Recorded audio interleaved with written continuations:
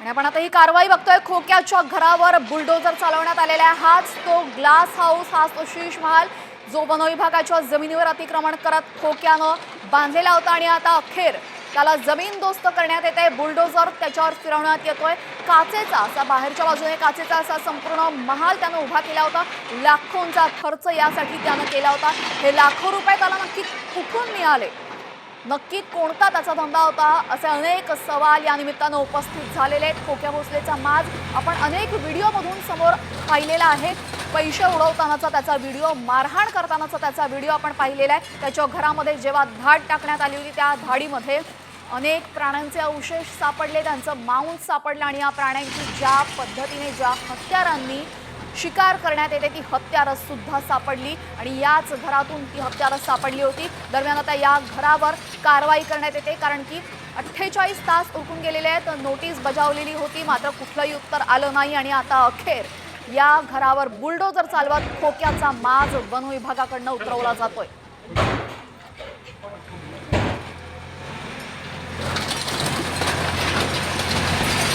खोक्या भोसले हा संपूर्ण बंगला इथं बांधलेला होता। या बंगल्यामध्ये आलिशान असा मोठा हॉल होता।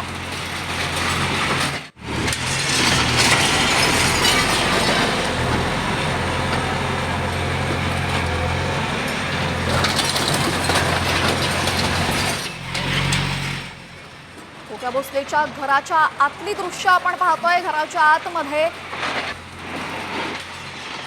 काय आहे ही दृश्य आता आपल्याला दिसत आहेत। याच घरातून अनेक प्राण्यांचं मांस जप्त करण्यात आलं होतं। याच घरामध्ये हरणांच्या पार्ट्या रंगायच्या। याच घरामध्ये मोठं किचन होतं, ज्या किचनमध्ये वेगवेगळ्या प्राण्यांचं मांस स्टोअर करून ठेवण्यासाठी, फ्रीज करण्यासाठी वेगवेगळे फ्रीज होते। याच घरामध्ये मोठमोठ्या लोकांची, राजकारण्यांची उठबस होती असा दावाही करण्यात येतोय। आणि आता अखेर खोक्या भोसलेच्या या घरावर वन विभागानं बुलडोजर चालवलेला आहे। हे घर वन विभागाच्या जमिनीवर त्यानं बांधलेलं होतं। ही जमीन त्याच्या स्वतःच्या मालकीची नव्हती आणि या जमिनीवर त्यानं अवैधरित्या, अनधिकृतरित्या हे घर बांधलेलं होतं आणि आता अखेर या घरावर बुलडोजर चालवण्यात आलेला आहे। जमीनदोस्त हे घर केलं जात आहे। एका बाजूला प्रयागराजमधून खोक्या भोसलेला अटक करण्यात आलेली, दुसऱ्या बाजूला त्याला अवैधरित्या बांधलेल्या बंगल्यावर सुद्धा बुलडोजर चालवण्यात येतोय। खोक्या भोसलेच्या घराच्या आतली दृश्य आपण पाहतो। या घराच्या आतमध्ये त्यानं मोठा हॉल बांधलेला होता। एक विशिष्ट पद्धतीचं किचन त्यानं बनवलेलं होतं, जिथे वेगवेगळ्या पद्धतीचं मांस स्टोअर करता येईल याची व्यवस्था त्यानं केलेली होती। याच घरामध्ये हरणाच्या पार्ट्या रंगायच्या। याच घरामध्ये जंगी पार्ट्या होत होत्या। अनेक प्राण्यांची शिकार करून, निर्घृणपणे त्यांची हत्या करून याच घरात शिजवून त्यांना खाल्लं जायचं आणि हे घर त्यानं स्वतःच्या जमिनीवर नाही तर वन विभागाच्या जमिनीवर अनधिकृतरित्या उभारलेलं होतं, अतिक्रमण करत उभारलेलं होतं। आणि आता अखेर वन विभागाला याची जाग आली असून वन विभागानं 2 दिवसांपूर्वी नोटीस धाडली होती। नोटीसला कोणतंही उत्तर आलं नाही आणि 48 तासांनंतर धडक कारवाई वन विभागाकडनं करण्यात येते। खोक्या भोसलेच्या घरावर अखेर बुलडोजर चालवण्यात आलेला आहे। खोक्याच्या घरावर बुलडोजरची दृश्य आपण पाहतोय। घर जमीनदोस्त करण्यात आलेलं आहे।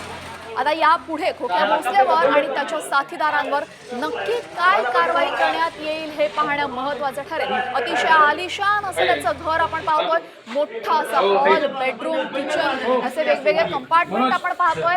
बाहेरून शीश महल, काचेचं हे संपूर्ण घर होतं आणि आतमध्ये अनेक सोयी सुविधांनी सुसज्ज असा त्याचा बंगला, मात्र स्वतःच्या नाही तर वन विभागाच्या जमिनीवर त्यानं बांधलेला होता। दरम्यान हा बंगला बांधण्यासाठी त्याच्याकडे इतका पैसा आला कुठून, नक्की काय काम हा खोक्या भोसले करत होता आणि कोणत्या कामाच्या माध्यमातून कोट्यवधींची रक्कम त्याच्यापर्यंत पोहोचत होती, असे अनेक सवाल या निमित्तानं उपस्थित होत आहेत।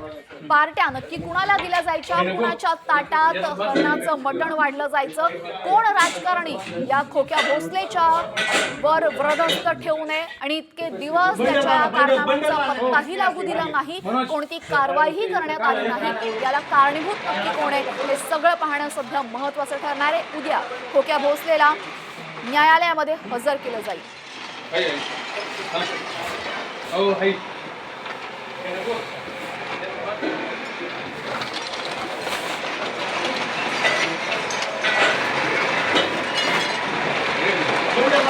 धन्यवाद।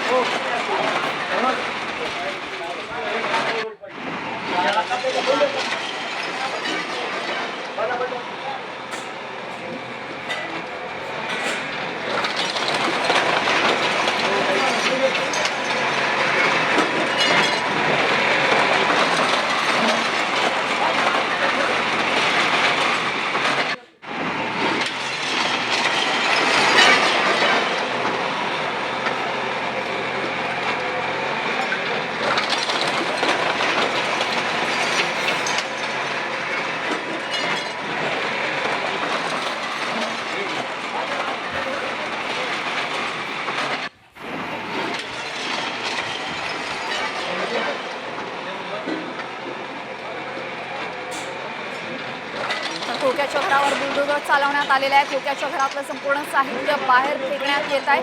खोक्याच्या घरावर बुलडोझर चालवला असून वन विभागाच्या जमिनीवर अतिक्रमण करत त्यानं हे घर उभारलेलं होतं आणि याच घरामध्ये अवैधरित्या ज्या प्राण्यांची हत्या केली होती, निर्घृणपणे त्यांची शिकार केली होती, त्यांचं मांस आणून शिजवलं जायचं, जंगली पार्ट्या व्हायच्या, या घरावर अखेर आता कारवाई करण्यात आलेली। एका बाजूला खोक्या भोसलेला प्रयागराजमधून अटक करण्यात आलेली, तर दुसऱ्या बाजूला त्यानं अवैधरित्या उभारलेल्या या बंगल्यावर कारवाईही करण्यात येते।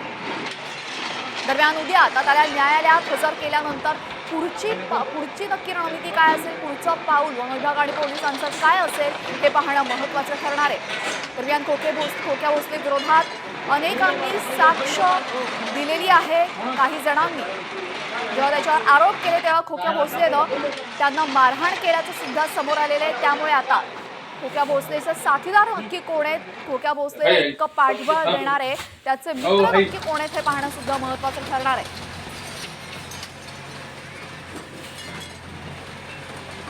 सतीश उर्फ खोक्या भोसलेच्या घरावर वन विभागाचा बुलडोझर फिरलेला आहे। खोक्या भोसलेच्या शिरूर कासार या गावात त्यानं अवैधरित्या वन विभागाच्या जमिनीवर अतिक्रमण करत हे घर बांधलेलं होतं। कोट्यावधींचा खर्च या घरासाठी केलेला दिसतोय, आपण पाहू शकतो। फॉल सिलिंग बसवलेली आहे, LED लाईट्स आहेत, AC आहे, आतमध्ये एक परिपूर्ण सोयींनी सुसज्ज असं किचन आहे।